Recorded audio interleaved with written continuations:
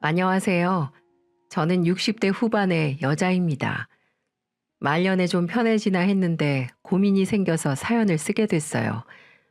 요즘 잠도 한숨 못 자고 밤잠을 설치면서 고민만 깊어가고 있었습니다. 그러다가 평소 즐겨 듣던 이 채널이 생각나서 일주일에 걸쳐서 글을 써가며 이렇게 사연을 보내게 됐어요. 그동안 여러 사연을 들으면서 사연에 깊은 공감을 하면서도 같이 욕도 하기도 하고 걱정도 하며 들었습니다. 하지만 옛말에 남의 자식 흉보지 말고 내 자식이나 가르치라는 말이 있죠. 절 이렇게 골머리 썩게 하는 놈이 바로 장남이에요. 12년 동안 연락을 끊고 살던 아들이 갑자기 나타나더니 제게 큰 숙제를 안겨준 겁니다. 부모가 자식의 겉을 낳았지 속을 낳았냐는 말처럼 전 제 아들인데도 아직도 모르겠어요. 제 인생을 돌아보면 큰 재산은 만들지 못했지만 삼남 일녀 잘 키워낸 것만으로도 큰일을 해낸 거라고 생각하면서 살았습니다. 젊은 시절 남편 먼저 보내고 삼남 일녀 혼자 힘들게 키웠거든요. 그래도 다행이었던 건 자식들은 누구 하나 말썽 한번 안 부리고 잘 커졌습니다. 일하느라 바빠서 제대로 못 챙겨줬는데 알아서 자기들 공부도 잘해줘서 참 기특했어요. 그런데 자식 키우는 일이 마음처럼 잘 풀리는 일은 아니었습니다. 다 착하게 크고 있다고 생각했는데 유독 장남은 커갈수록 이기적으로 변해갔어요. 보통 부모가 바쁘면 첫째가 동생들 챙긴다고 하던데 저희 집은 완전 반대였습니다. 어린 동생들이 첫째 형 눈치 보느라 자기 물건도 양보하기 일쑤였어요. 어느 날은 퇴근하고 돌아왔는데 둘째는 얼굴에 상처가 난 채로 울고 있고 셋째는 구석에서 숨죽여 울고 있는 겁니다. 그래서 둘째를 얼싸안고 셋째를 어르고 달래서 물어봤어요. 그랬더니 셋째가 우는 목소리로 제게 말하더군요. 둘째 형이랑 숙제하다 큰형 지우개를 썼는데 큰형이 자기 물건 쓰지 말라고 날 때렸어. 저는 셋째의 말에 놀라서 안고 있던 둘째를 살펴보니 얼굴에 상처가 난 채로 더 서럽게 울었어요. 저는 당황스러워서 문을 걸어 잠그고 방에서 나오지 않는 큰아이의 방문을 두드렸습니다. 한참을 두드려도 방에서 나올 낌새가 없길래 열쇠로 방문을 따고 들어갔죠. 방문을 열자 큰애는 뭐가 그렇게 억울한지 화가 난 얼굴로 저를 노려보며 말했습니다. 쟤네가 먼저 허락도 없이 내 지우개 만졌어. 동생들이 지우개 좀 잠깐 쓰는 건데 빌려줬어야지. 큰형이 돼가지고 그런 양보도 못해? 싫어. 내 물건 건들면 다 가만 안 둘 거야. 악을 쓰며 동생들이 먼저 자기 물건을 만졌다고 우는데 기가 막히더라고요. 큰 소리도 내봤지만 큰애는 도통 말을 들을 생각이 없어 보였습니다. 결국 몇 시간을 악을 쓰며 우는 큰애를 달래려고 둘째와 셋째에게 앞으로 형 물건은 건들지 말라고 말을 해야 했어요. 그러자 큰애는 울음을 딱 그치고는 일어나더군요. 속없이 착한 둘째와 셋째에겐 미안했지만 그때는 저도 자식들 키우는 요령이 없었습니다. 유독 까칠하고 예민했던 큰아들이 사춘기가 왔을 때는 어쩔 줄을 모르고 쩔쩔매면서 키웠네요. 그래서인지 큰아들은 더 이상 작아서 못 입게 될 옷들도 동생한테 절대 양보하려고도 안 했어요. 없는 살림에 한 푼이 아쉬워서 그때는 큰아들 옷을 뺏어다가 둘째와 셋째를 주기도 했습니다. 하지만 그렇게 억지로 뺏었던 날은 꼭 큰 싸움이 났어요. 막내딸은 늘 오빠들이 서로 싸우는 모습을 보고 저한테 달려왔습니다. 아들 셋을 키워낸 엄마한테는 금메달을 준다고 하죠. 항상 별것도 아닌 일로 치고받고 싸우는 통에 집안이 조용할 날이 없었죠. 심통난 애 말리고 우는 애 달래다 보면 하루가 훌쩍 지나가 있더라고요. 그래도 밖에서 큰 사고 안 치고 집안에서 자기들끼리 치고받고 싸우는 게 다행이다라고 생각하며 키웠던 것 같네요. 자식 넷을 혼자 키우는 게 벅차고 힘들었는데 착하고 순하게 제 몫을 다하면서 잘 자라줬습니다. 자식들 다 크고 나서도 내 자식이지만 예민하고 까칠하기만 했던 장남은 장가도 못 갈 줄 알았어요. 커갈수록 성격이 온순해지는 게 아니라 더 자기밖에 모르고 이기적으로 컸기 때문이죠. 그런데 집신도 짝이 있다고 어느 날 결혼하겠다고 예쁘장한 여자를 데려온 거예요. 친구가 소개시켜줘서 만나는 여자가 있다는 건 얼핏 들어서 알고 있었는데 막상 인사를 온다고 하니까 당황스러웠습니다. 게다가 인사 온 예비 며느리는 부모님을 20대 때 모두 잃고 혼자 살고 있었어요. 딱한 사정이 안타까워서 어떻게 말을 건네야 하나 고민했는데 며느리는 예상외로 밝고 참했습니다. 밝고 싹싹했던 며느리는 저에게 먼저 웃으며 인사를 했어요. 어머님 안녕하세요. 저는 김민지라고 합니다. 어서 들어와요. 오는 길 힘들진 않았어요? 그럼요. 어머님 사진보다 실물이 더 아름다우세요.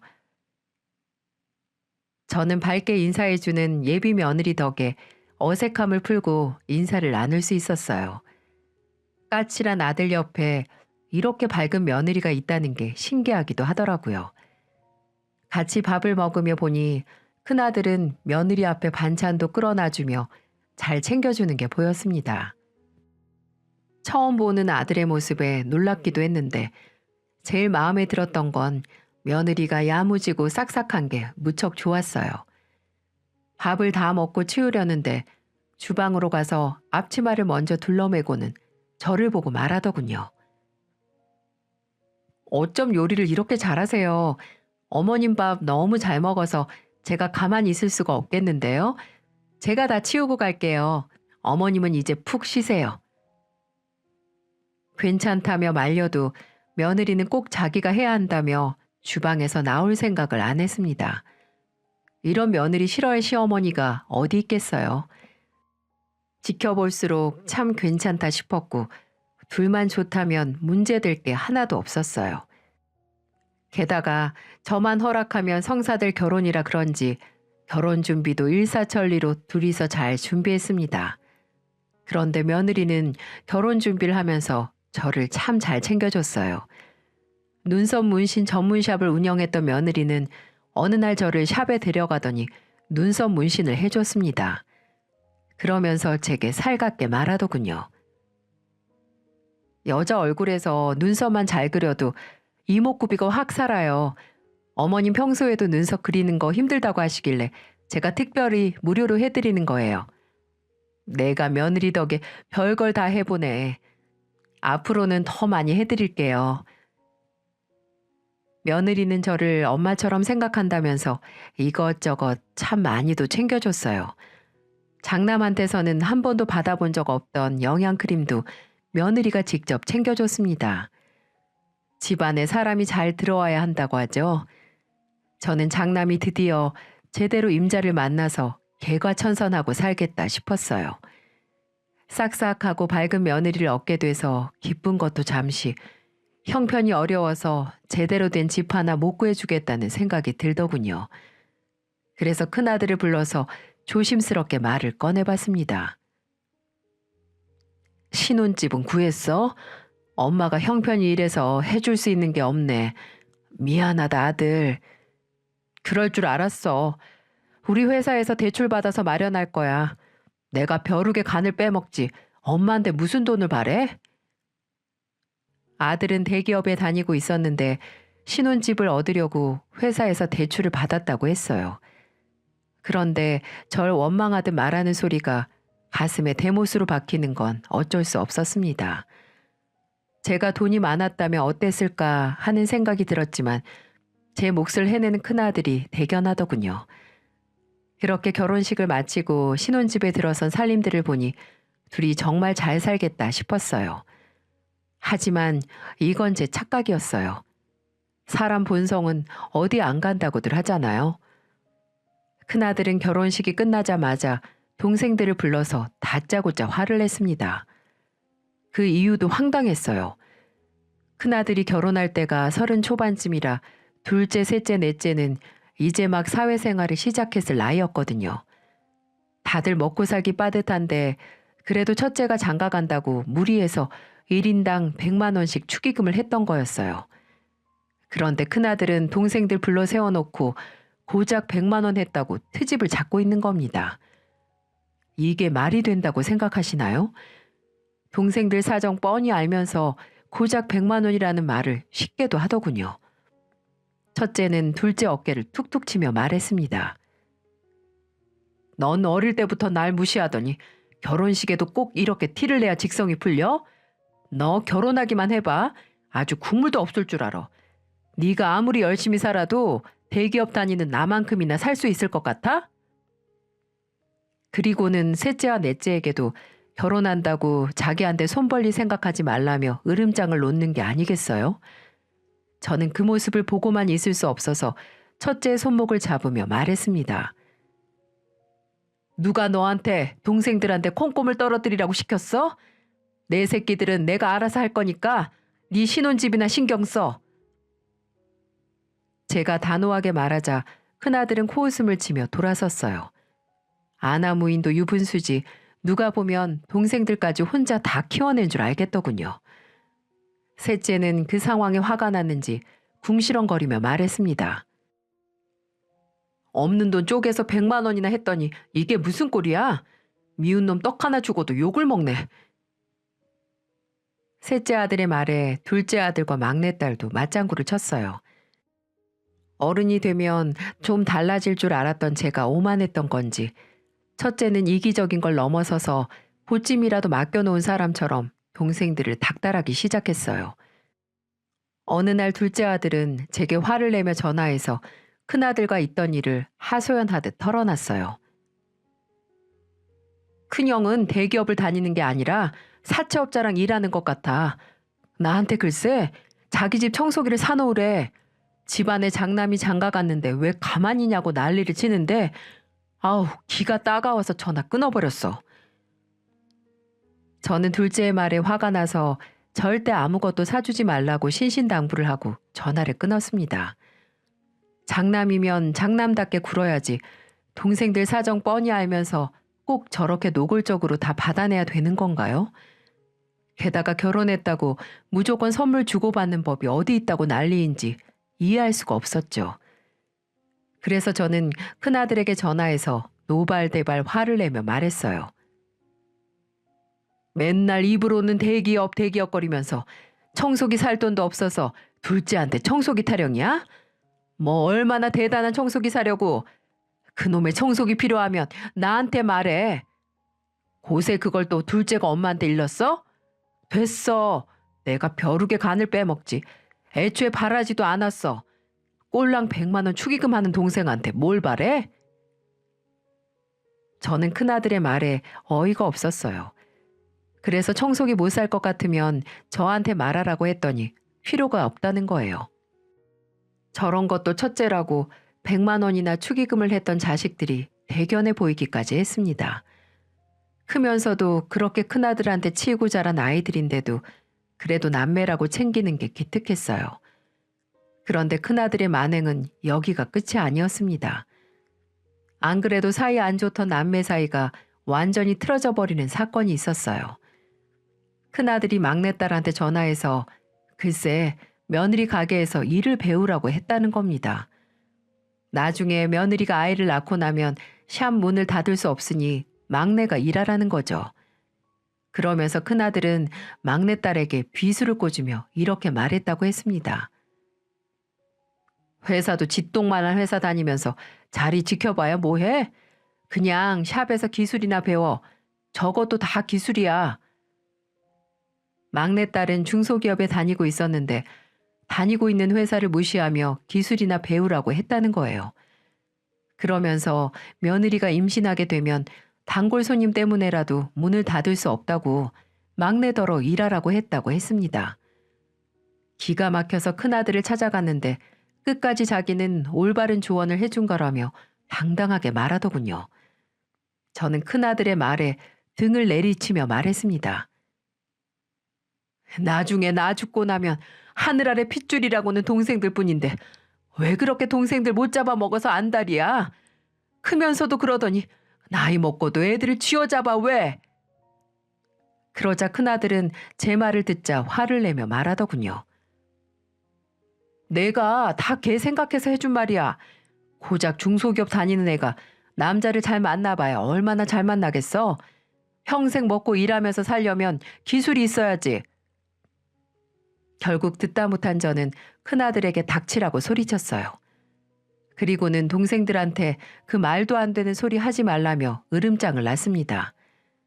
하지만 저의 노력에도 틀어진 남매 사이가 좋아지진 않더군요. 이미 큰아들한테 남아있던 정마저 떨어졌다며 연락을 다 끊겠다고 하더라고요. 그런데 큰아들은 동생들이랑 연이 끊기고도 정신을 못 차렸는지 저를 식모 부리듯 대하기 시작했습니다. 자식 장가 보내면 끝인 줄 알았는데 보내놓고도 아들 뒷바라지가 끝나지 않는 것 같았어요. 큰아들은 저에게 전화해서 뭐라도 맡겨놓은 사람처럼 당당하게 말하더군요. 아들 장가 갈 때 해준 것도 없으면서 반찬이라도 해서 보내야 되는 거 아니야? 뭐가 이쁘다고 네 입에 들어갈 반찬을 해서 보내. 난 먹을 거 해먹기도 힘들다. 그런 소리 할 거면 끊어. 저는 아들의 전화를 확 끊어버렸어요. 평소에는 전화도 안 하면서 꼭 자기가 뭔가 필요하면 저한테 전화를 했거든요. 이게 끝이었으면 제가 2다리 뻗고 살았을 겁니다. 처음에는 반찬 좀 해달라고 하루에도 12번씩 전화를 하더니 이제는 아예 집안 청소를 해달라는 거예요. 세상에 어떤 아들이 엄마한테 저런 부탁을 하겠습니까? 큰아들이 저한테 한다는 소리가 기가 막힐 노릇이었죠. 다른 집 엄마들은 집도 해주고 반찬도 넉넉하게 해서 갖다 준다던데 엄마는 뭐가 그렇게 맨날 다 못해주겠다는 거야? 돈이 없으면 성실하기라도 해야지. 그게 엄마한테 할 소리냐? 그만큼 키워놨으면 네가 좀 알아서 살아. 동생들은 알아서 잘만 하는데 너는 왜 그렇게 엄마 못 잡아먹어서 안달이야? 저는 큰아들이 부탁하는 건 해줄 수 있어도 해주기 싫었습니다.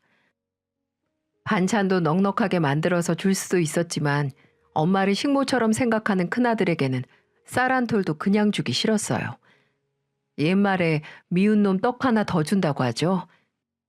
그런데 제가 미운 놈 떡 하나 더 주면서 키우다가 저런 아나무인의 자기밖에 모르는 아들로 큰 것 같았어요.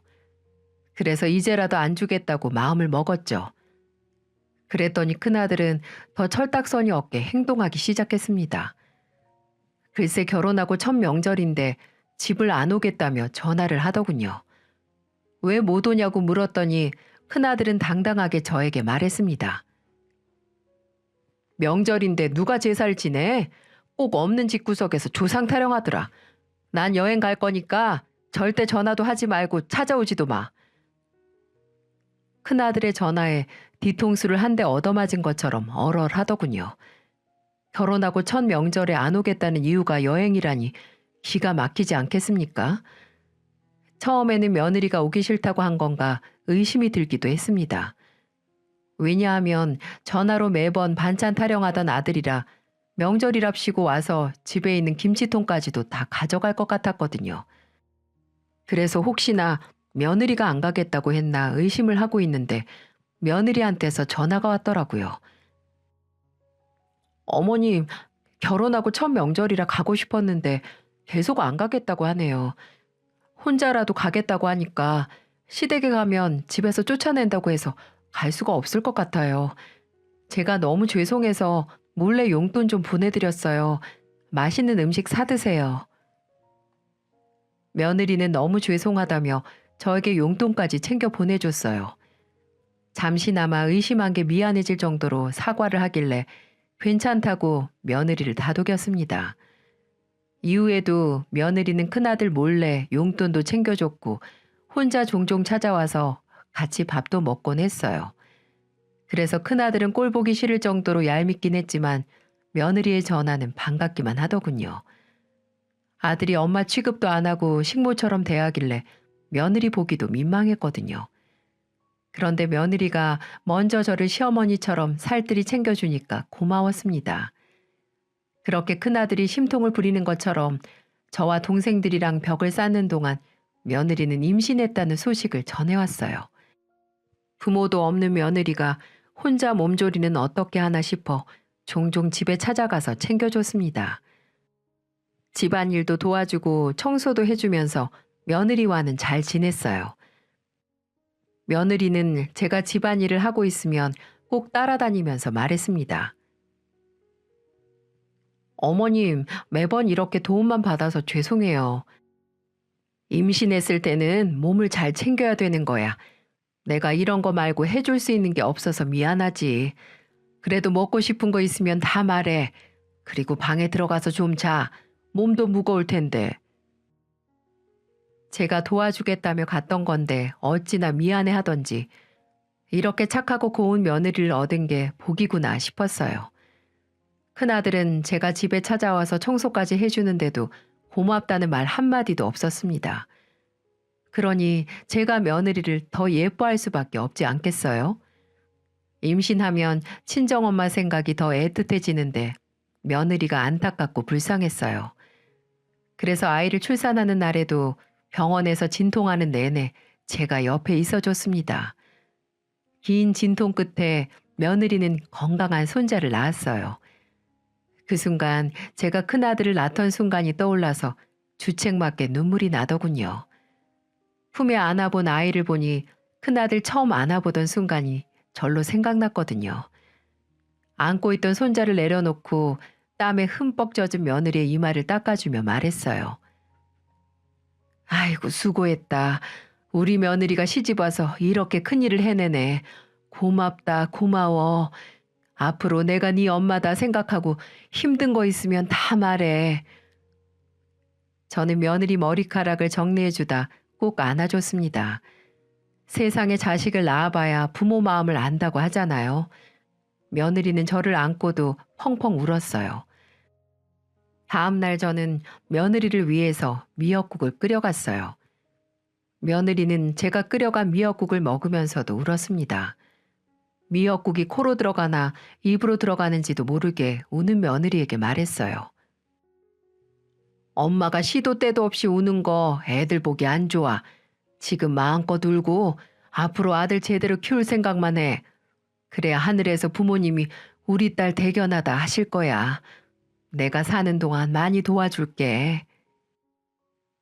제가 해줄 수 있는 건 며느리가 힘들지 않게 도와주는 일뿐이었습니다. 정말 며느리한테만큼은 최선을 다해주고 싶었어요.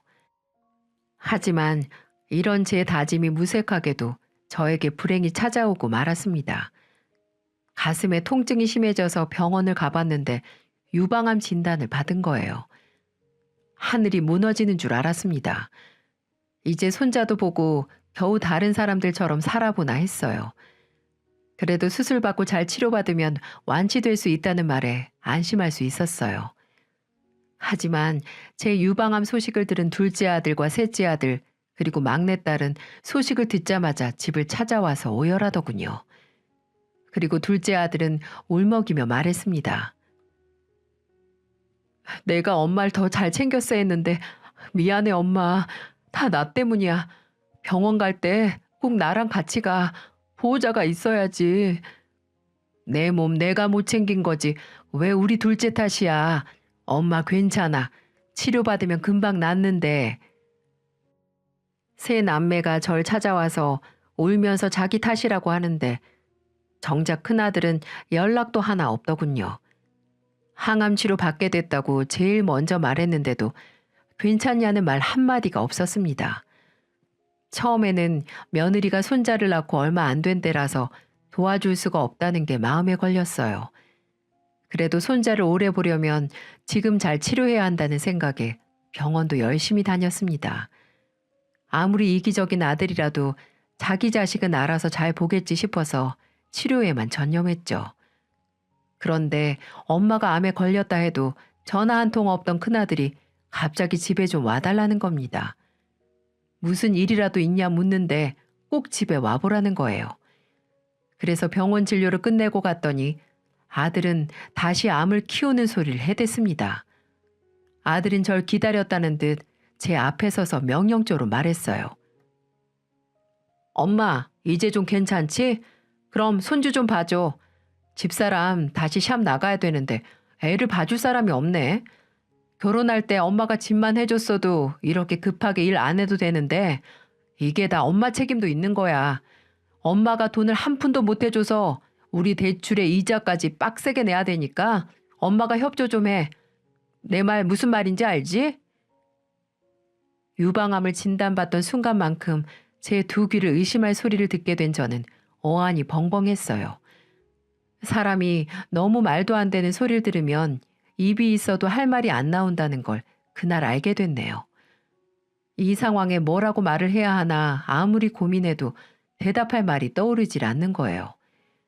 그래서 제대로 말도 못하고 얼이 빠진 사람처럼 큰아들 집을 나왔습니다. 다시 집으로 돌아가는 길에 몇 번이나 다리에 힘이 풀려서 주저앉길 반복했어요. 내 속으로 낳은 내 아들이 맞긴 한 건가 의심이 들 정도로 소름이 끼치더군요. 겨우 정신을 차려서 집에 도착했는데 마침 막내딸에게서 전화가 걸려왔어요. 제가 유방암 진단을 받고 난 뒤로 병원이며 집이며 늘 옆을 지켜주던 딸이라 목소리만 들어도 눈물이 흐르는 겁니다. 영문을 모르던 막내딸은 병원에서 무슨 일이 있었냐며 물었어요. 한참을 우느라 대답도 못하다 겨우 추스르고 막내딸에게 모든 걸 털어놨습니다. 첫째가 손자를 봐달라고 했다는 말을 들은 막내딸에게 제가 울면서 말했어요. 내가 신혼집 못 해줬다고 와서 손자를 보라고 말하는데 내가 딱 죽고 싶더라. 지를 어떻게 키웠는데 나한테 그 정도 했으면 다 치료한 거 아니냐고. 손주나 보라는 소리를 할 수 있어? 그러자 막내딸은 화가 잔뜩 난 목소리로 말했습니다. 그 새끼 어릴 때부터 오냐오냐 키워서 그런 거 아니야? 그래도 그렇지 개념이 나갔나? 미친 게 아니면 아픈 엄마한테 자기 자식 봐달라는 말을 할 수 있어? 어릴 때부터 지 밖에 모르더니 결혼해서도 순 속만 썩이네. 절대 해주지 마 엄마. 가서 애 봐주면 내가 엄마 안 보고 살 거야. 막내딸은 저에게 화를 내며 절대 봐주면 안 된다고 말했어요. 그런데 가만 생각해 보니까 제가 큰아들한테는 유독 쩔쩔맨 것 같았습니다. 다른 자식들한테는 하소연도 하고 별 얘기를 다 하며 사는데도 유독 큰아들한테는 쩔쩔매며 지냈던 거예요. 그래서 저도 막내딸의 말을 듣고 정신을 번쩍 차릴 수 있었습니다. 결심이 흔들리기 전에 바로 큰아들한테 전화해서 말했죠. 아직 병원 다니면서 치료도 해야 하고 몸도 안 좋아서 손주 못 봐준다. 도우미를 쓰던지 둘이 알아서 해.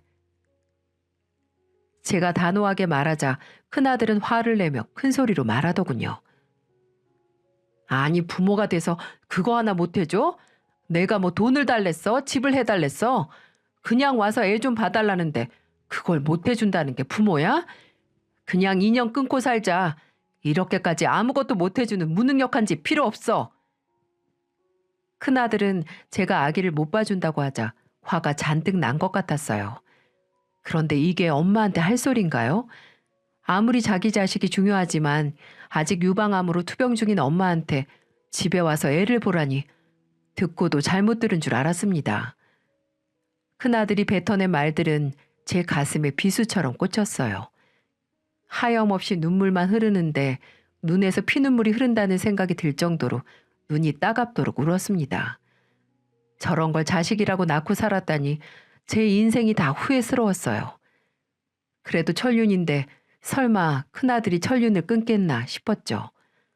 하늘 아래 천륜은 누가 쉽게 끊나 했더니 그게 바로 제 아들이었어요. 설마 그래도 생일에는 연락이 올 줄 알았습니다. 솔직히 큰아들이 전화를 안 주더라도 며느리는 줄 거라고 믿었던 것 같네요. 그런데 며느리마저 언제 친했냐는 듯 연락을 끊어버렸고 큰아들도 정말 안부 전화도 한 통 없었습니다. 그뿐인 줄 아세요? 명절마저도 아예 연락을 안 하는 겁니다. 매일 전화하다시피 걸려오던 며느리 전화도 없으니 정말 천륜을 끊겠다고 다짐했다는 게 실감이 나더라고요. 태어나자마자 손자를 한 번 본 게 전부였던 저는 손자가 보고 싶었습니다. 하지만 제가 지나가는 말로 손자 걱정을 하면 둘째와 셋째가 단호하게 말했어요. 엄마, 절대 큰형한테 연락하지 마. 그 형은 스스로 정신을 차리는 게 아니면 평생 정신 못 차릴 사람이야. 엄마가 먼저 연락하면 우리도 엄마랑 연 끊을 거야.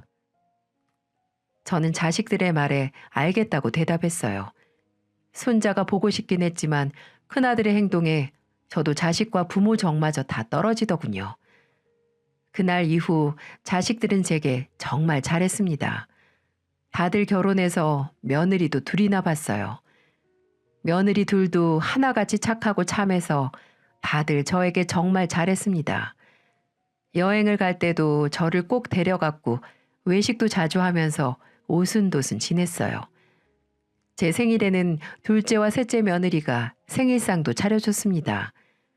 태어나서 나이 먹는 게 즐거웠던 건 다 며느리들 덕분이었죠. 둘째 며느리는 제게 종이 가방을 내밀며 말했습니다. 어머님, 이건 제 선물이에요. 어머님한테 잘 어울릴 것 같아서 골라왔어요. 아유, 괜찮은데 밥도 차리고 선물까지 주면 내가 너무 미안한데. 아니에요. 당연히 저희가 챙겨드려야죠. 둘째 며느리는 제게 옷을 선물하며 다정하게 말했어요. 저는 옷을 몸에 대보며 마음에 쏙 든다며 고맙다고 말해주었죠.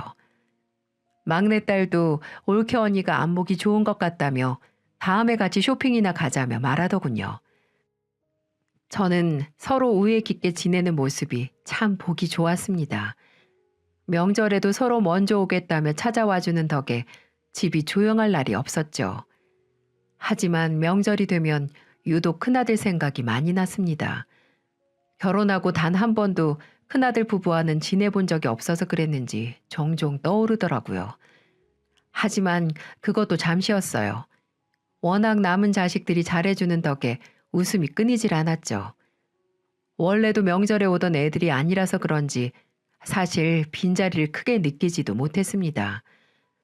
그냥 잘 살고 있겠지 싶고 무소식이 희소식이다 생각하며 12년을 지냈네요. 그 긴 세월 동안 둘째는 집안의 장남 노릇을 하고 살았습니다. 집안에 행사가 있으면 솔선수범 나서서 챙기면서 든든하게 자리를 지켜주었죠. 그런데 무소식이 희소식일 거라 믿고 살던 제 앞에 큰아들이 12년 만에 나타났습니다. 찾아올 사람이 없는데 누가 초인종을 누르길래 확인해 보니 글쎄 큰아들 얼굴이 보였어요.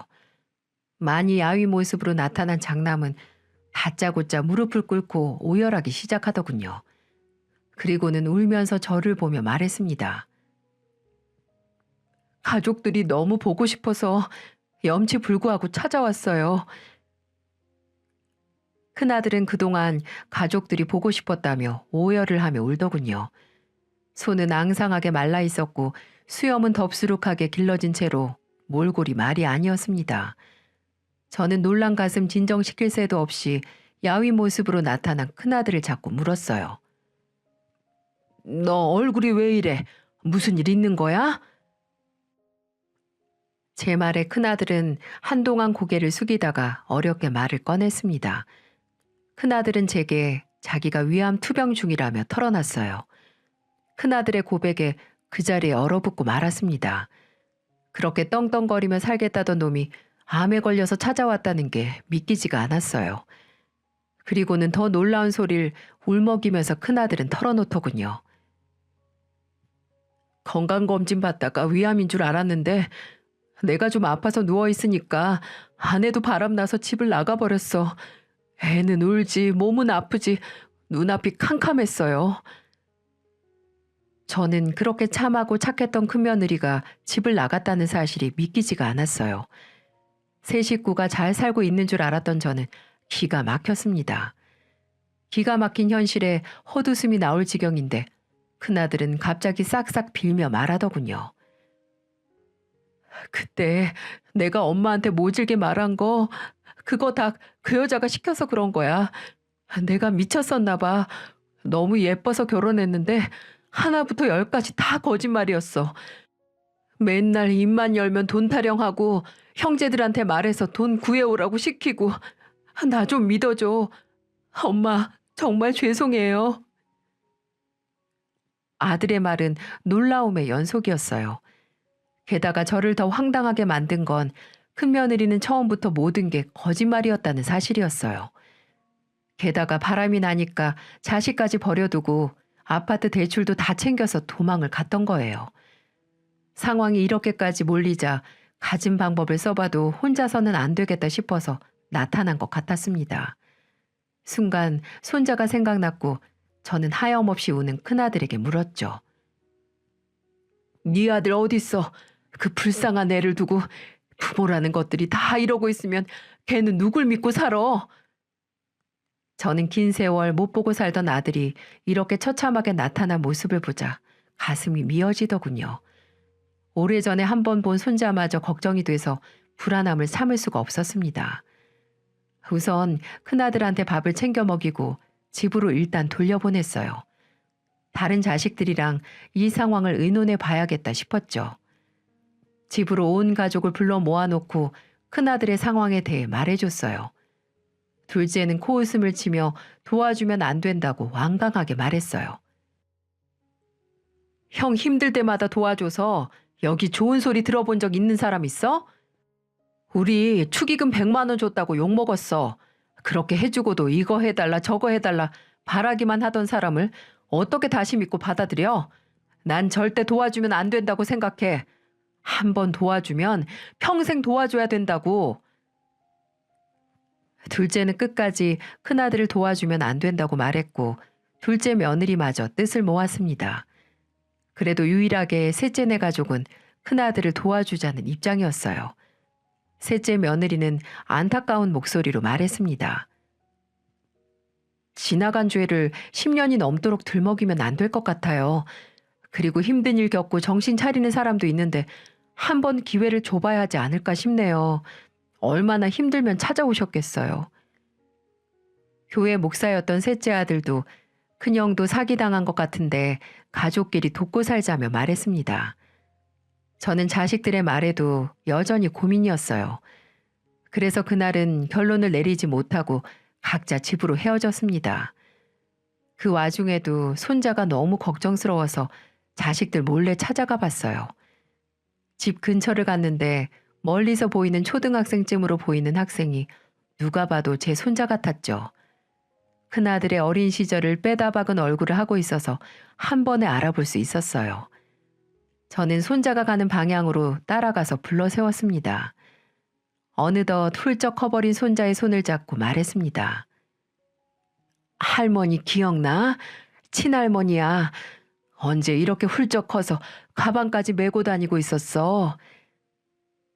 손자는 친할머니라는 말에 인사를 하더니 같이 올라가자며 집으로 데려갔어요.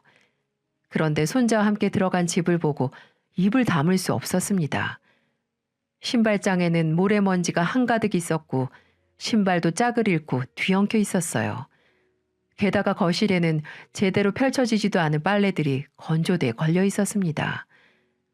커튼도 안 걷어서 어두컴컴한 거실에는 꿉꿉한 냄새까지 진동했죠. 그야말로 돼지우리 같은 집에서 애를 키우고 있었다는 게 믿을 수 없었습니다. 집안을 구석구석 살펴보던 저를 손자는 제 손을 꼭 붙들며 말했어요. 할머니, 저 이제 살기 싫어요.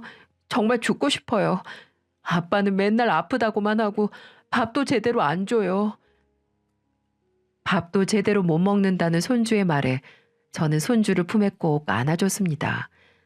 아직 초등학생이 손자 입에서 죽고 싶다는 말이 나올 거라고는 생각지도 못했거든요.